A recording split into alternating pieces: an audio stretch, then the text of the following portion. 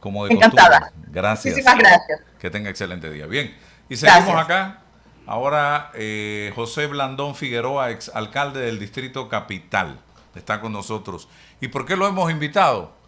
Porque queremos hablar con él tanto de temas nacionales como lo que ha estado pasando en la alcaldía del Distrito Capital recientemente, por ejemplo, con el caso de un acuerdo municipal para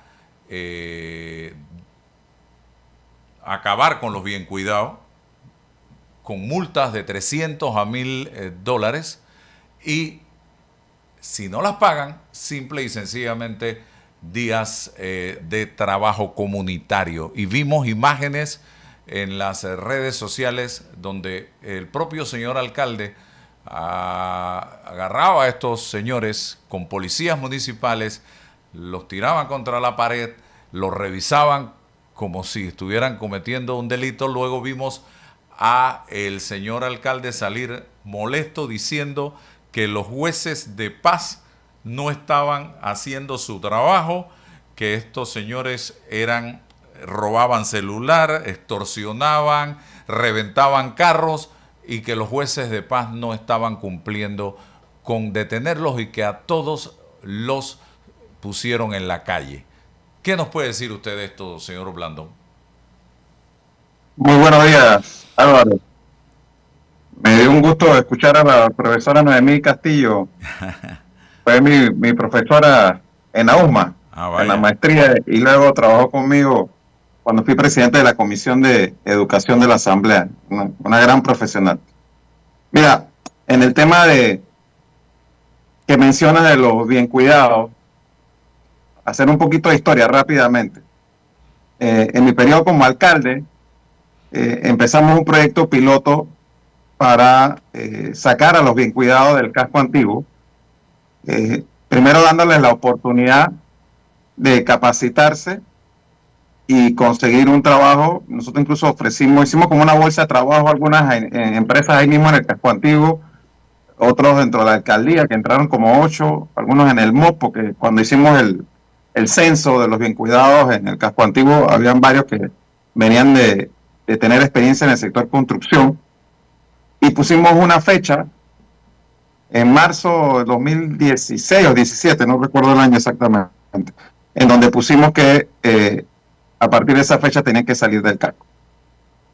Se aprobó un acuerdo municipal el de 14 de enero del 2017 para establecer sanciones. En ese entonces todavía existían los corregidores. Después de los corregidores pasamos a los jueces de paz. Pero más recientemente se aprobó la ley 467 de este año, 2025, que regula la justicia comunitaria. Y eso es bien importante tenerlo claro, porque ahí parte toda la confusión del actual alcalde. Esa ley 467 se publica el 25 de abril en la Gaceta Oficial, y el 29 de abril, 4 días después, el Consejo Municipal aprueba el acuerdo 114 del 2025, que modifica el 14 del 2017. No lo reemplaza, lo modifica. Y ese acuerdo tiene un error central que dice en sus considerandos que el artículo 110 de la ley 467 de justicia comunitaria dice que en todos los artículos donde sale a corregidor se debe entender que es juez comunitario. Y eso no lo dice la ley 467 ni lo dice el artículo 110. El artículo 110 de la ley 467 lo que dice es que los jueces comunitarios nocturnos van a pasar a competencia del Ministerio de Gobierno y Justicia.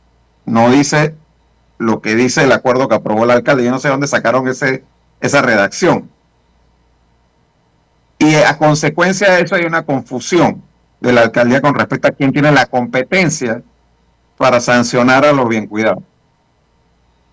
El artículo 55 de la ley 467 dice cuáles son las competencias de los alcaldes y pone 21 competencias, y la número 21 habla de ponerle infracción a todas las disposiciones municipales que no están enumeradas específicamente en los 20 numerales anteriores. Ahí entra lo de los bien cuidados.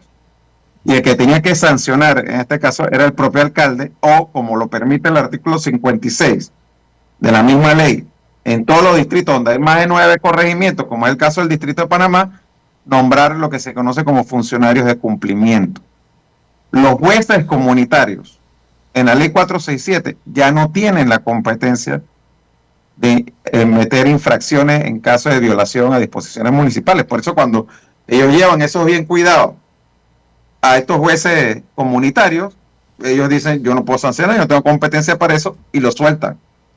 Porque el que le competía hacerlo, equivocadamente, no lo hizo y se lo mandó a otra autoridad que no tenía competencia. Entonces, yo no sé quién está asesorando al alcalde en eso. Señor Blandón, en la coyuntura que vive el país hoy, no hay forma de encontrar una solución para estas personas, que no todos son ladrones, no todos revientan vidrio, no todos extorsionan, porque ahí puede haber gente que se le puede capacitar, se le puede uniformar y se le puede dar algún tipo de responsabilidad, así como los paqueteros en los supermercados. No sé, ¿no se puede hacer algo? Se puede, mira, por eso te digo que lo primero que debe hacerse, como lo hicimos nosotros, a mi juicio, es hacer un censo para ver, porque no todos están en la misma situación. Sí hay una situación, Álvaro, de varios, no voy a decir que todos ni la mayoría, que tienen tema de adicción a drogas y que por lo tanto deben recibir el tratamiento que les permita por lo menos intentar salir de esa adicción.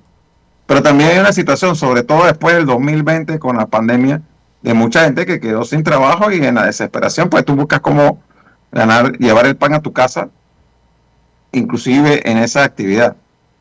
Y hay gente que sí, como en todo oficio, hay gente que sí, digamos, tiene la aceptación o el cariño de la comunidad alrededor, o la mayoría. Yo me encontraba con que cuando nosotros deteníamos a algunos de estos bien cuidados y se les ponían las multas, hubo casos así en el casco de los mismos comercios yendo a pagar la multa a la persona. Que supuestamente lo estabas defendiendo del bien cuidado y ellos iban a pagar la multa del bien cuidado.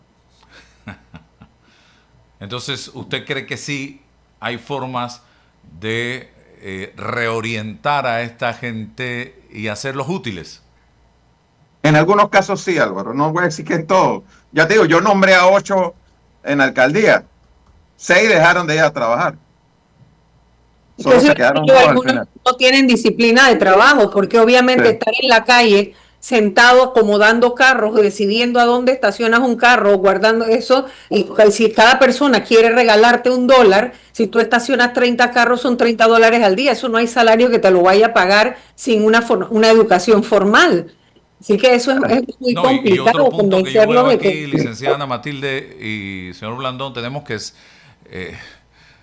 razonar un poco.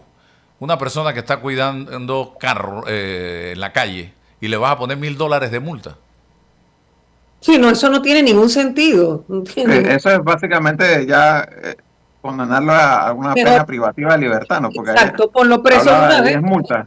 Lo que sí te digo es que, hombre, hay que buscar el balance y nosotros tratamos de hacerlo, pero resultó muy difícil hacer cumplir la norma porque se habla de policía municipal, pero en realidad no hay una policía municipal porque la Constitución no permite otra policía que no sea la Policía Nacional. El nombre correcto es Servicio de Vigilancia Municipal. Y el Servicio de Vigilancia Municipal, por lo menos en mi periodo, nosotros lo subimos de 200 a 300 unidades, pero ellos más que nada lo que hacen es custodiar las instalaciones del municipio. Entonces, tú no puedes agarrar a esa policía, además que cuenta que son 4 turnos, ¿no?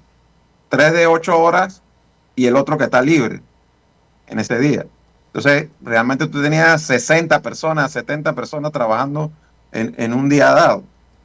para cubrir todas las instalaciones del municipio en el distrito de Panamá. Pero ¿y tú no crees, José Blandón, que, por ejemplo, las instalaciones son instituciones públicas, son edificios públicos? Eso lo debe cuidar en términos generales la Policía Nacional, o sea, en general debe haber una seguridad. Si aquí hubiera una seguridad efectiva, uno no tendría que tener el temor de que alguien en la calle te vaya ni a extorsionar ni intimidar. Y que si tú quieres regalarle algo a alguien, bueno, si esa persona se pone arisca o si pasa algo, debe haber entonces esa vigilancia o ese servicio que tú dices y uno pueda rápidamente acudir, acercarse a un policía nacional o a una seguridad municipal y decirle, bueno, con esta persona he tenido este incidente. En caso tal, me Lo que refiero, pasa ¿no? es que dentro de las instalaciones municipales estamos hablando de complejo deportivo, biblioteca, Ah, pero te refieres dentro, te refieres sí, incluso dentro, sí, dentro. los mercados públicos, sí, sí, Ah, sí, sí. ¿No? ok. Y entonces, pero además de eso, el problema real que nosotros nos encontramos es que la Policía Nacional, y en el caso del casco antiguo, el SPI, no hace nada al respecto. O sea, hay un pacto de no agresión, una convivencia con eso, y tú te encontrabas a los bien cuidados junto al SPI ahí, pues, y el SPI no, no, lo, no le dice, eso que usted está haciendo es ilegal, está prohibido por el municipio, usted está alquilando un espacio que es público, ¿me explico? Y no pasaba nada. Entonces, si no venían los de la municipal, pues no se les sancionaba, no se les decía que tenían que dejar de hacer esa actividad, a pesar de estar unidades de la Policía Nacional o del SPI en el mismo lugar. Entonces, eso fue algo de que nosotros nos quejamos en muchísimas ocasiones. Yo sí creo, reitero, que hay que poner orden en eso. Yo sí creo que no es simplemente reprimir y sancionar, pero también hay que entender que es una actividad lucrativa, y es lucrativa porque la gente la paga. Algunos a la mala, pero muchos a la buena. Sí. Porque también entendamos algo. El casco, por ejemplo, tiene muchas áreas en línea amarilla y en otras partes de la ciudad. Y la gente paga el bien cuidado para parquearse en lugar prohibido. En muchos lugares. No, Y por eso es que le pagan. porque tampoco hay una respuesta institucional de estacionamiento para la demanda. O sea que también todo esto es deficiencia del Estado en su forma de responder a las necesidades de la convivencia. Claro, es que no te No hay acuerdas seguridad y no hay estacionamiento y también hay expulsión del sistema educativo y no hay inserción laboral. Todo esto es del Estado. el mismo alcalde, cuando no lo era, no se puso a pelear con una policía en el casco por estar estacionado en mal lugar y decía que es donde se estacionaba. Mm. Y seguro lo parqueó un bien cuidado ahí. Yo, Bueno, de eso se trata, ¿no? Que el sistema falla y todos estos errores son consecuencia del mal funcionamiento de un Estado. Entonces, pero después queremos trasladarle la carga a los ciudadanos. Como tú dices, hay gente que lo paga feliz, que no le importa porque lo que quiere es resolver todas las áreas de amortiguamiento del casco, no solo en el casco, Santana, Caledonia, cuando vas por la central, todas esas áreas, hacia el Chorrillo también. Todos estos corregimientos tienen el mismo problema y son grupos de 5, 10, 6 y ellos tienen dividido y sectorizado porque tienen sectorizadas las áreas y ellos deciden estos carros que van aquí son los míos, yo trabajo de tal hora a tal hora, a tal hora recogen y se van. Yo les he preguntado como con cuánto tú te vas al día, 30, $50, eso no va a haber trabajo que se los dé sin ningún tipo de capacitación.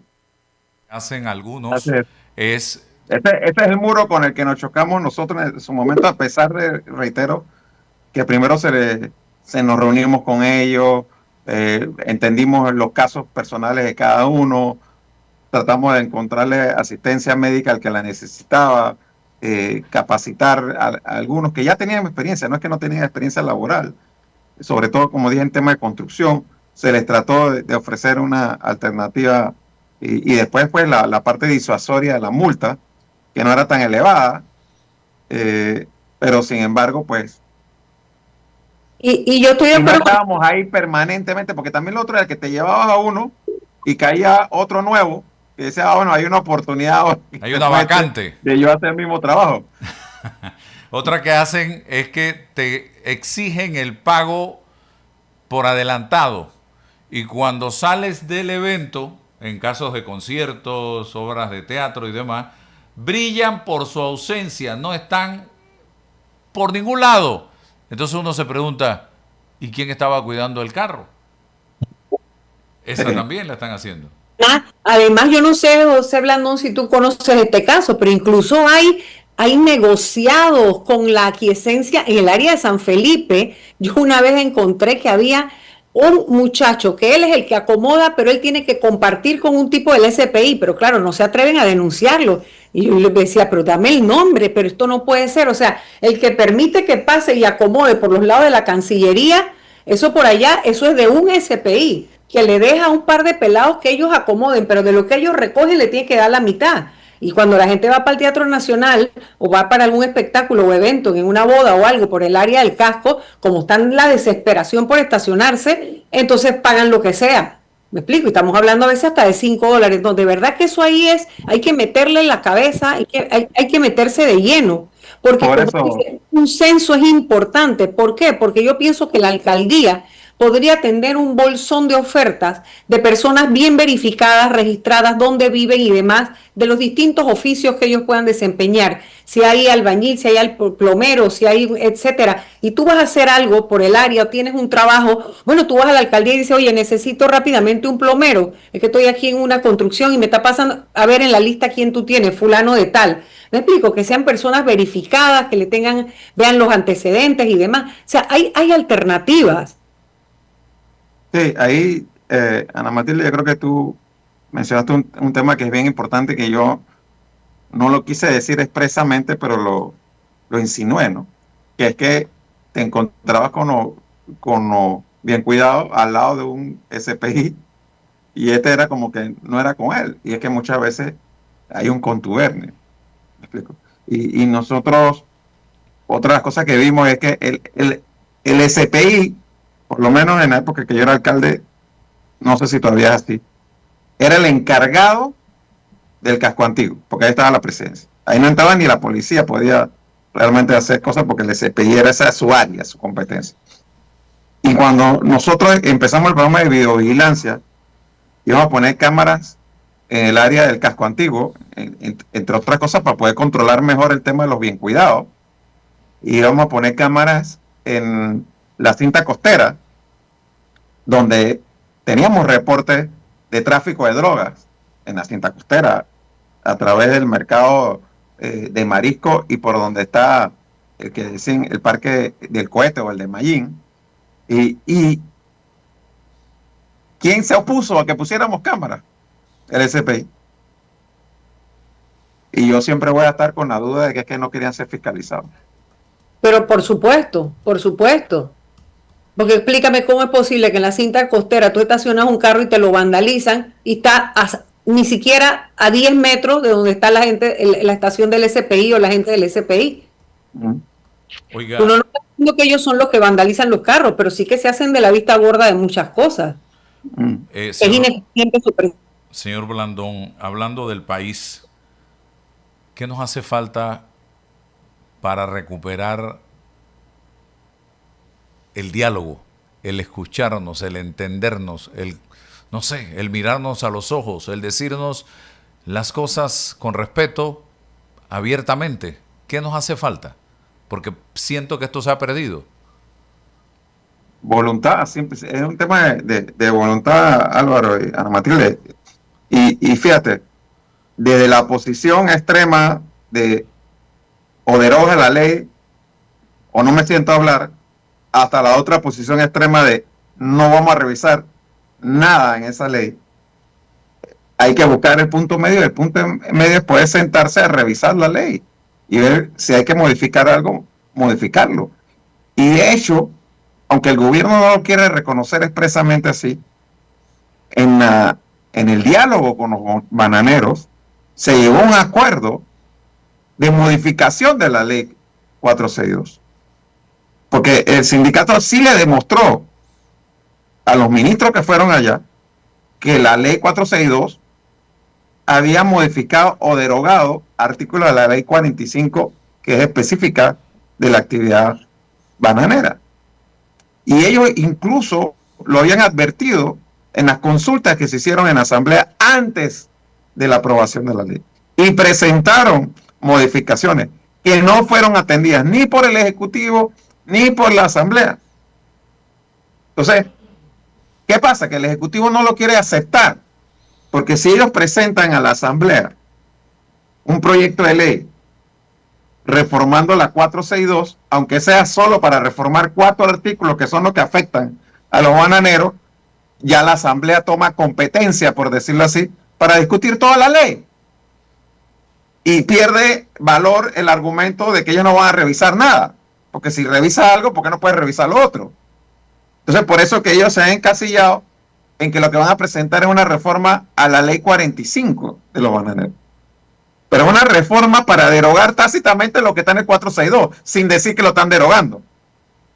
Lo cual cualquiera que es abogado sabe que entonces va a requerir un pronunciamiento de la sala tercera. O sea que sí tienen que abrir la ley 462 para reformar la ley 45.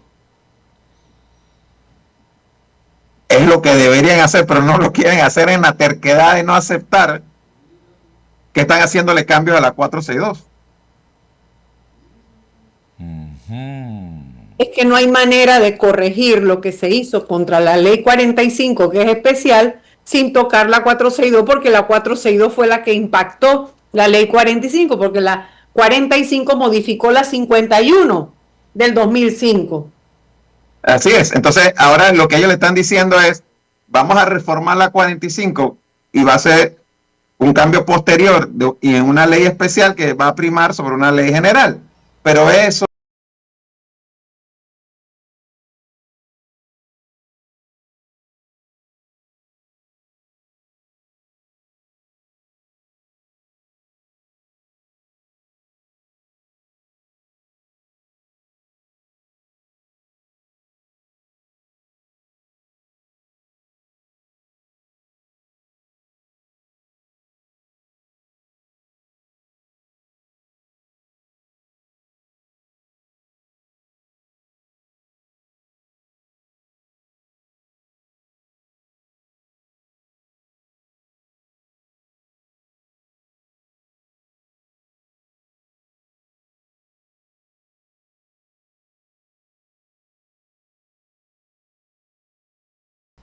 no por ser ley orgánica, pero sí, porque sí hay un artículo que habla de que la Asamblea no puede crear instituciones ni modificar sin la aprobación sin que venga de propuesta del Ejecutivo. No recuerdo ahora de memoria, creo que es hasta el numeral 1 del artículo que establece la competencia legislativa de la Asamblea. Pero además, la ley orgánica de la Caja dice que las propuestas de reforma a la ley orgánica tienen que venir de propuesta, valga la redundancia, de la Junta Directiva. Ok. ¿Me explico? Claro. ¿Qué le recomendaría a usted? El presidente se está limpiando con la Asamblea. Sí. Y yo, si fuera la Asamblea, cogería el guante. Se lo he dicho a los diputados de la bancada nuestra y a diputados de otras bancadas con los que he tenido oportunidad de hablar. Si el presidente está diciendo, yo no lo puedo reformar, yo no puedo hacer esto, yo no puedo hacer nada prácticamente con la ley, y yo no fui el que la aprobó la Asamblea, entonces que la Asamblea coja el guante y diga, entonces vamos a sentarnos a revisar qué es lo que inquieta a los sectores que están en protesta. Y aunque están en receso, nada le impide a la Asamblea y a los diputados reunirse con ciudadanos, con gremios, con sindicatos, con partidos políticos a revisar y con el sector privado a revisar la ley, no a dar un primer debate, sino a revisar la ley, hacer un diálogo para que cuando inicien las sesiones ordinarias, tomándole la palabra al presidente, presentar una reforma a la ley 462. Eso se puede. Oiga, si hay la voluntad. Estamos ya en la recta final de cara al 1 de julio. ¿Qué cree usted que pase? ¿Y qué es lo que más le conviene al país que pase el 1 de julio al momento de la elección de la nueva Junta Directiva de la Asamblea y observando lo que está sucediendo en Vamos, por ejemplo, donde se está fracturando lentamente esa bancada? Mira, primero nosotros en el panameñismo, en el periodo de Martinelli, teníamos 20 diputados, quedamos en 10, después que se rompió la alianza. Y ganamos la siguiente elección. O sea, el tema del transfugismo, del sistema clientelista que tenemos en asamblea y de diputados cambiando de bando es algo que ha pasado en todos los periodos. Y al final, yo le he dicho muchas veces, alguna gente lo puede interpretar como cinismo, pero yo creo que es realismo. O sea, los independientes no son seres bajados del cielo, son seres humanos. Y hay gente que tiene sus virtudes y sus defectos, y hay gente buena y hay gente mala, que no es miembro de ningún partido. Entonces, en una bancada de 20, que es la de Vamos, pues era probable que algunos terminaran cambiando de bando. A mí eso no me sorprende para nada, ni significa que el capital electoral que Vamos sacó en la pasada elección se está desvaneciendo, porque muchos de esos diputados salieron, que no lo quieren aceptar hoy, como parte de la ola que los arrastró, de la gente que votó creyendo en el liderazgo de Juan Diego Vázquez. Tratando de hablar lo más objetivo posible. Hay algunos que la gente en su circuito todavía no sabe cómo se llama. Entonces, y cuando tú ves de los dos que se salen, ya uno se fue a una bancada de gobierno. Entonces, ya uno puede ver por dónde viene la cosa. ¿Qué le conviene al país? Que la asamblea sea realmente un contrapeso, que la asamblea sea un balance, que la asamblea cumpla su rol de fiscalización y que en situaciones como esta, en donde el gobierno no quiere dialogar, la asamblea sea el espacio de diálogo y de alguna manera obligue al gobierno a sentarse a dialogar y que no nos ponga en este impasse en el que llevamos ya por más de un mes, que está afectando a todos. La gente del gobierno no se preocupa porque ellos no han dejado de cobrar su salario. Pero mucha gente en el país se está afectando económicamente cuando aquí estamos viendo quién es el más malo de todos. Yo puedo más que tú, vamos a ver si tú aguantas más que yo, y mientras tanto el país es el que está sufriendo. Diálogo es el camino y siempre va a ser el camino. Ok, bueno. Gracias al señor Blandón por estar con nosotros esta mañana aquí en Noticias 180 Minutos. Nosotros seguimos acá. Antes que se vaya, ¿sí? José Isabel, Álvaro, yo creo, y no sé si tú estás de acuerdo conmigo, no hay nada que le impida a la Asamblea debatir la reforma de la ley del Seguro Social. Y no tiene que ser necesariamente una iniciativa del Ejecutivo. No hay nada que lo impida. Digo, de nuevo, aquí para mí podemos irnos mucho a los formalismos constitucionales y legales. Al final la Corte es la que tendría que determinar si se puede o no se puede. Pero en estos momentos la Asamblea tiene que asumir ese rol. Así no puede rehuir eso, y más cuando tú tienes un presidente de la República que cada vez que puede se limpia con la Asamblea y dice que eso es una responsabilidad de la Asamblea. Además que está plantado en una esquina y algunos dirigentes que están plantados en la otra esquina, o sea que no hay manera de encontrarse si no es entrando en la Asamblea, porque uno dice no hay más nada que hablar y los otros dicen si no derogamos no avanzamos, entonces... Sí, pero fíjate, yo sí creo, yo he estado hablando con algunos dirigentes de gremios docentes y sindicalistas, que sí habría la disposición y el entendimiento de que al final no es derogar, sino reformar. Pero bueno, tú te pones para negociar en una posición extrema. El tema es que haya la voluntad de dialogar, pero si el Ejecutivo te dice que es el que tiene que llamar al diálogo al final, no, yo no voy a dialogar ni voy a revisar nada, entonces tú te mantienes, cada cual va extremando su posición. Claro. Más. Entonces, sí habría una posibilidad de diálogo, yo sí creo, sobre la base de revisar la ley, pero inclusive más, de que el país necesita un diálogo más integral que eso, porque no es vamos a dialogar ahora para la 462 y la seguridad social, y después vamos a dialogar para la mina, y después vamos a dialogar para el tema de los embalses, y después vamos a dialogar quién sabe para qué otro tema. Panamá está en una crisis que no viene de este gobierno, que viene ya de hace varios años, económica, social, institucional. Entonces, tenemos que sentarnos a ver qué es lo que vamos a hacer para salir de esta crisis. Los números de Panamá, en muchos términos, están muy mal en relación al presupuesto que el país tiene. Y fíjate lo que publicó La Estrella ayer, por ejemplo, el tema de la evasión, elusión fiscal todo lo que se pierde nadie, por exoneraciones. pero nadie del gobierno habla de eso. Así es. Tú ves ahora la arremetida, mira por ejemplo con la crisis en la villa y con el tema del agua, o sea, siempre el pequeño es el que paga las consecuencias. Siempre el pequeño, porque toda crisis la convierte en una oportunidad de apoyar a las grandes empresas y golpear a los más chicos. Y que no sé si Álvaro ha escuchado eso, pero uno que es de Azuero también, uno ha escuchado que ya ha ido gente a comprar en la finca a lo que le están multando allá. Imagínate. Imagínate. Porque en cada problema hay una oportunidad de negocio. Claro que sí. Exactamente, el negocio, porque ahora vamos a fortalecer a los grandes productores y esta es la manera de ir quitando a los chicos, igual que el trabajo cuando empiezas a sancionar que si la pesa, que si el pan, que si no lo pesan, que si todo eso está bien, pero tienes que hacerlo para todo el mundo, no para quitarte del camino a competidores pequeños. Sí. Bueno, gracias, señor Blandón, por estar con nosotros esta mañana. Al orden. Está René Quevedo también aquí con nosotros. Chao, Noemí. Hasta pronto. René.